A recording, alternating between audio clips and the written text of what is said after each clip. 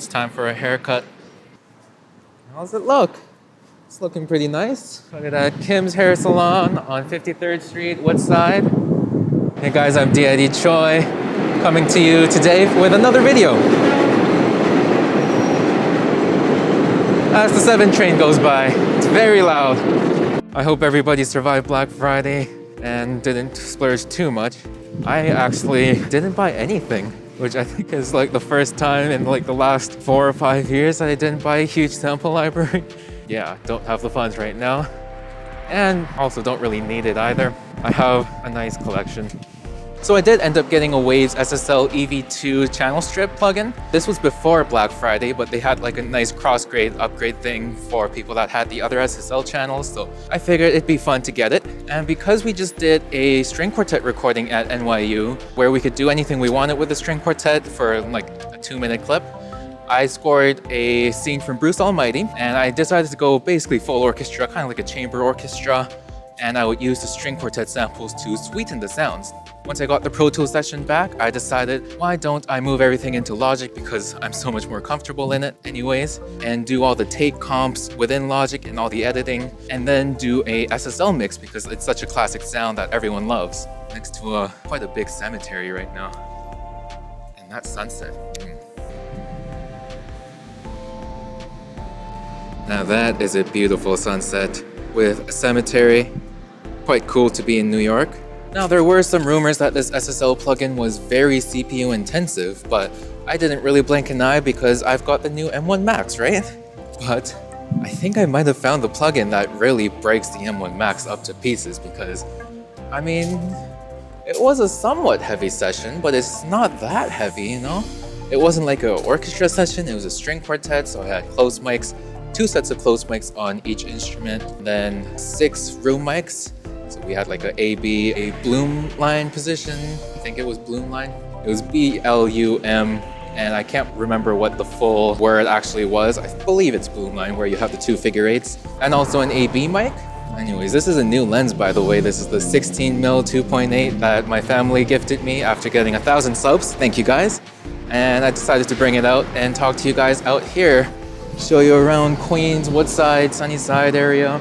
We're at KFC today because felt like getting some chicken. Got my KFC. Now let's hop onto the computer and see how many SSL EV2 instances the M1 Max can take.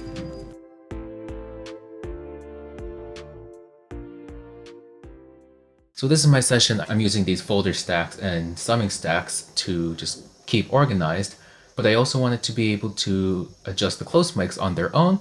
So what I did is I took all of these close mics, put them into bus 71, which is this bus right here. All of these going into this, so I can adjust all the close mics in one. I pre-panned everything. Each of the different sets of mics and the different takes are panned slightly differently.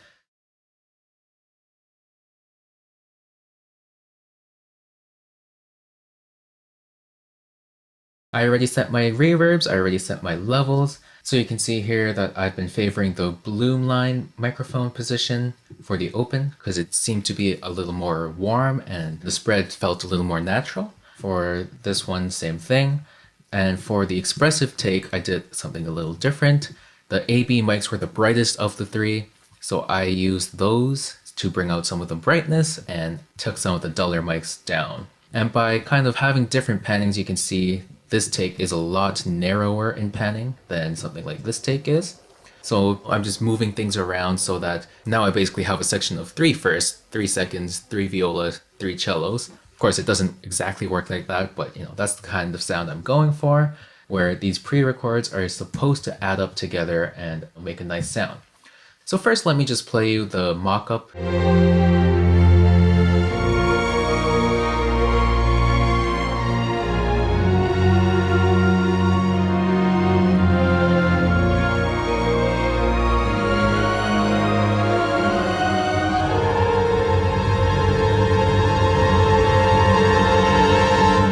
So that was the original mock-up. Now let me just play you the recordings of the string quartet. And this has some volume automation and all the mic leveling done already.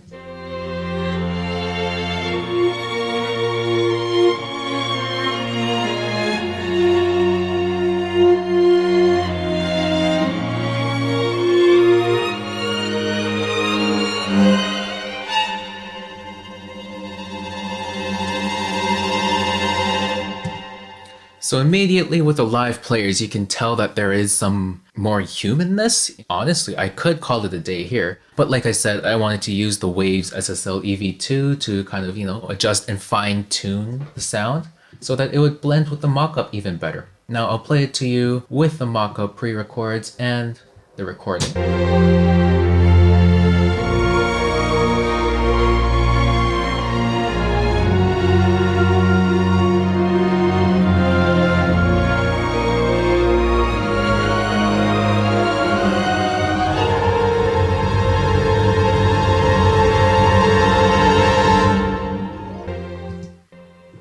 So you don't have the video here. This is basically the rescore of the scene where Bruce is on the highway, it's raining, it's pouring, he's on his knees saying, God, I can't take it anymore. You're powerful, I don't know anything, take these powers back. And then a truck comes and hits him in the face and he goes to heaven.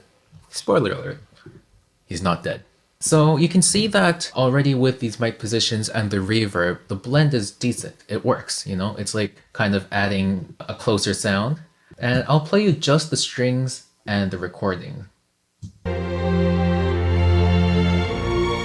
take the recording out.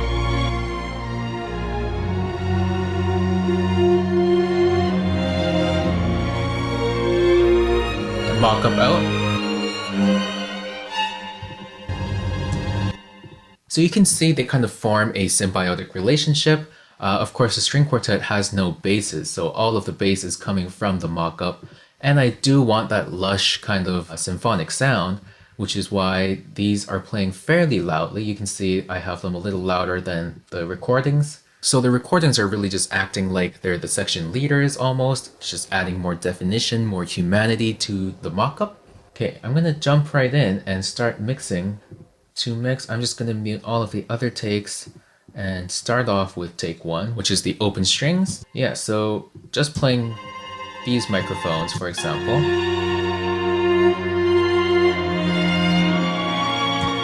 You can hear that it is a little sharper sounding, definitely that violin in a small room kind of sound, which is very different from a symphonic violin section sound. So what I'm going to do is I'm just going to take out some of the 3K area to tame that frequency.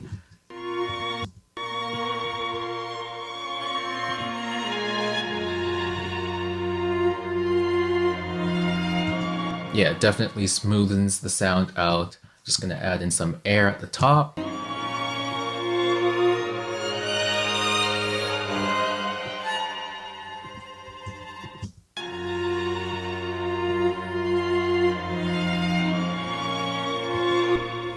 And there's this one note around 340 hertz, which is a little extra resonant. I think it's like a wolf tone on one of the instruments or something like that. So I'm just going to cut that a little. And of course, because there isn't a bass here, and I want a little more warmth and meat in the sound, what I'm going to do is boost some of the lows while putting a high pass filter on so it doesn't get too muddy. Cello's lowest note is a C, which is going to be 261 divided by 2, 130 divided by 2 to 65. So as long as I stay under 60, it shouldn't affect the lowest cello note. Although I don't think the cello even plays that low C, so it should be okay. Don't need a high filter. Okay, and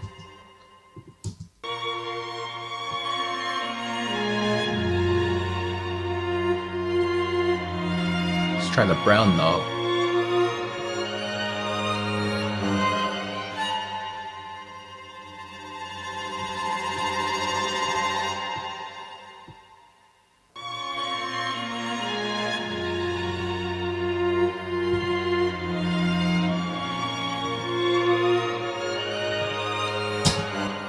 Yeah, so when I bypass it, you can see it kind of sounds a little more constricted, a little more boxy and nasally, while when I add the EQ back in, it just kind of opens up a little while being a little smoother.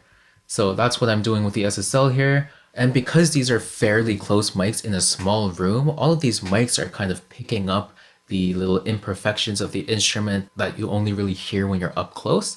and also the kind of like dynamic stray notes that happen when you're closer to an instrument because of the way the resonances are pointing in different directions. So I am gonna add a little bit of compression. I wouldn't do this if this was like an orchestra, but because these are solo players in a small room, I'm gonna do some light compression.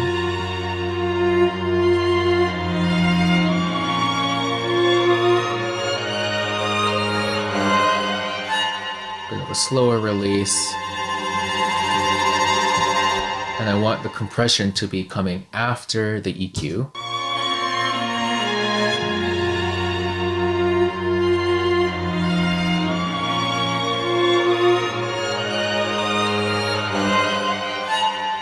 So we're just kind of kissing the 3 dB mark, and it's sounding good. Okay, let's listen to the room mics now. I'm gonna bypass and enable the SSL plugin.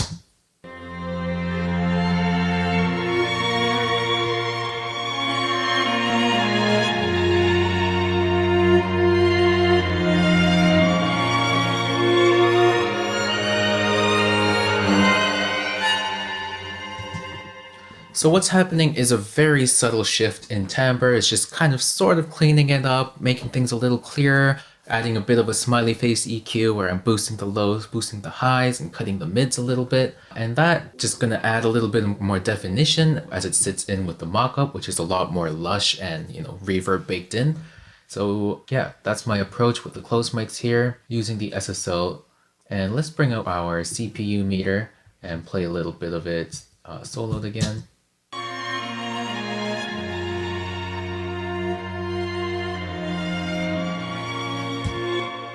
So you can see it's taking up 4 whole cores at like 50%. At the beginning it's spiking. So the SSL EV2 is quite CPU intensive. I'm gonna go ahead and add in SSL to all of these. Now we're using mono versions because these are mono tracks. All of those are loading in. Let me just try playing it without doing any adjustments on the SSLs. So basically everything is bypassed by default. Let's see if there's any difference at all from just doing that.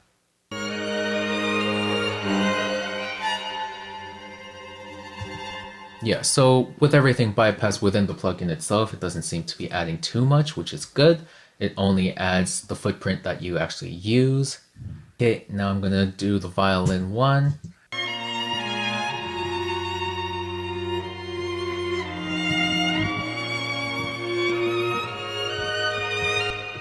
As you can hear, there is quite a bit of bleed from all the other microphones because it's a smaller room. So I'm just gonna clean it up.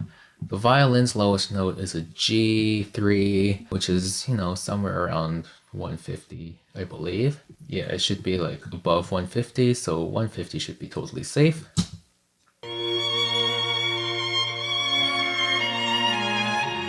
So just removing some of those lower frequencies is gonna help the mud, making sure things aren't building up.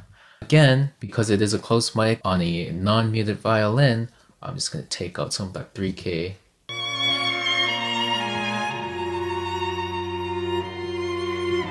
And add back in some air.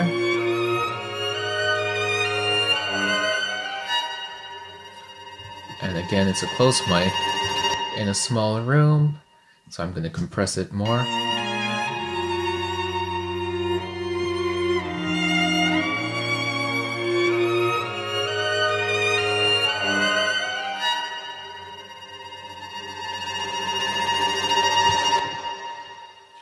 Going to take some of these lower frequencies out as well, just around 300, because the violin's not really playing there as much. A lot of that is information and mud from the other instruments.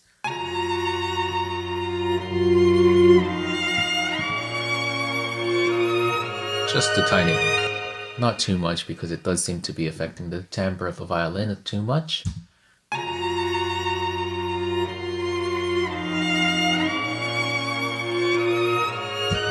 Great. And now I'm going to do the rest of the close mics in a similar manner, and we'll skip ahead to when I'm done. Okay, now I'm just going to play this first take. Let's see how the CPU gets hit.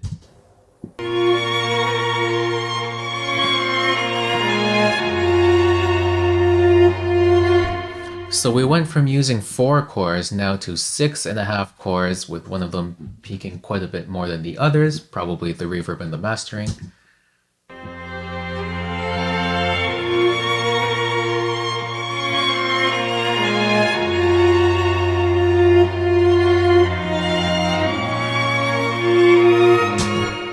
And this is something that I noticed before in the mix too, but there's this one note that's really peeking out from just like kind of like a wolf tone, I guess, or maybe it's the room. So what I'm going to do is I'm just going to take in this dynamic EQ from Tokyo Dawn Labs TDR Nova, which I previously said didn't work, but I updated the plugin and reinitialized it, and everything seems to be working fine on the M1 still. I'm going to really narrow down the Q. I remember from previously it was right around 345. Okay, let me just play these close mics.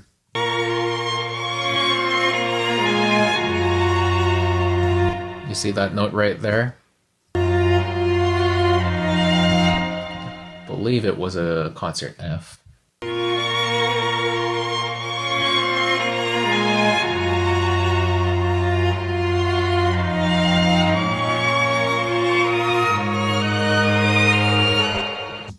So that is definitely going to add a little bit more to the CPU, but when you're mixing a bunch of stuff, ideally the resources aren't keeping you back, especially if you have an M1 Max MacBook Pro.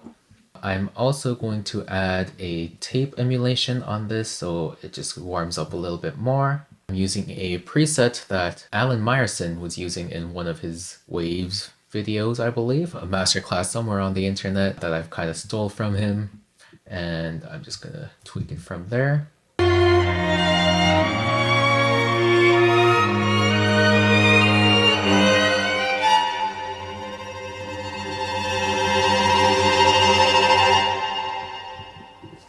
Yeah, add in some warmth and some harmonic content. I'm going to move on and add some channel strips into the main take now. I think before when I did this first. But anyways, I will have finished mixing now.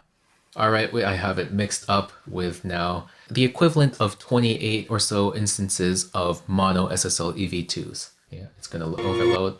Nope. Try again right away.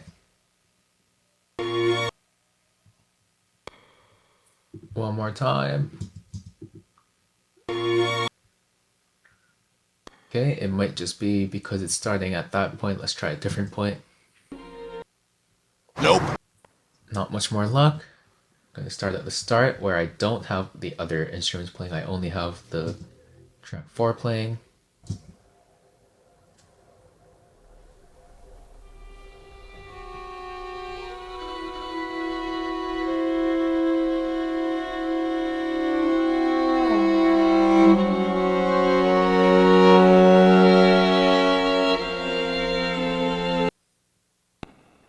Okay, so when this track came in, it was okay, but when this take came in, it was too much for it to handle.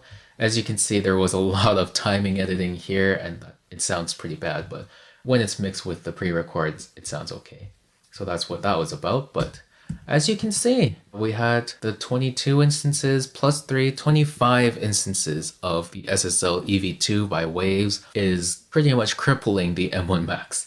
So, you know, I could probably fit in like 400 or so audio tracks that are just raw and it would play just fine. But if I add 25 instances of the Wave SSL, yeah, the M1 Max can't take it. It's using all of its cores to the max and it can barely process it, which means really like for pop style mixing where I might use more inserts per instrument, it could be potentially a lot less tracks. Right now I'm using 25 tracks. Of course, there are other tracks and 2 reverb buses that are also playing, but yeah, it's struggling. And the reason I made this video is because as I was mixing this track, you know, because I was running into so many system overloads, I found myself quite limited in the kinds of maneuvers I could do. And now, you know, it was either I would have to commit the tracks, freeze or bounce or whatever it is, which is not ideal because I constantly want to be going back and tweaking things in case I make a change here that affects another thing here. So, you know, sometimes you have to change both at the same time. You raise one, you raise the other, and then you realize they're both too loud, put them down, you know, all that kind of stuff. I hope Waves is able to update this plugin and make it a lot more CPU efficient. because so far, unless you're using it on like 3 tracks or whatever, it's pretty unusable in a mix. This is an orchestral mix where all of my adjustments are pretty minimal. I'm not doing heavy compression. I don't know if the amount of compression affects the CPU at all, but yeah, it's very interesting. I'm sure some of you will ask what my buffer settings are. They're basically the same as the last time. I'm using this aggregate device to do the screen recording. I've got the buffer size, this, got this here. So basically when I wasn't screen recording, I could sometimes get all of these tracks with the EV2 to play. So all of the close mics of all of the takes, all having an instance of the SSL. It would work and then it would system overload, and work. It was basically not working. It wasn't reliable at all, and I was not able to work with that. I really hope the SSL EV2 by Waves can be improved and be a lot more efficient with the M1 Max. Now, this is also another thing you'll probably be asking. I'm running Logic in the native mode. The SSL plugin it's a new Waves plugin, so it's along the version 13 standards, which are supposed to be natively compatible. So everything right now is running in native Logic, and I can only run 25 instances of the SSL EV2. And 16 of the 25 are mono instances, by the way. So that was a quick sneak peek into this piece I'm mixing. I'm sure it'll pop up onto my YouTube channel very soon, so make sure you're subscribed and you have the notification bell on so you can see this awesome rescore of Bruce Almighty once it's all mixed up and sounding very expressive and beautiful. I also uploaded last week a rescore of The Revenant where Leo is basically crawling, cold, shivering, and there's this dead guy all frozen up. So the goal was to write the coldest, most chilling type of music. It was actually an assignment from NYU, so they actually told us to make it a string heavy piece, and it worked really well. I'm pretty proud of it, so definitely go check that out as well. And also keep an eye out for when I finish this mix and upload it along with a bunch of other stuff I've been working on during this semester, now that the semester's almost over. If you made it this far into the video, please consider leaving a like, commenting, subscribing, and all that stuff. It really shows your support, and I'm always so happy to go into the comments and interact with you guys. Keep those questions, keep those comments coming. I'll do my best to answer all of them in a timely manner. This has been D.I.D. Choi, and I'll see you in the next one.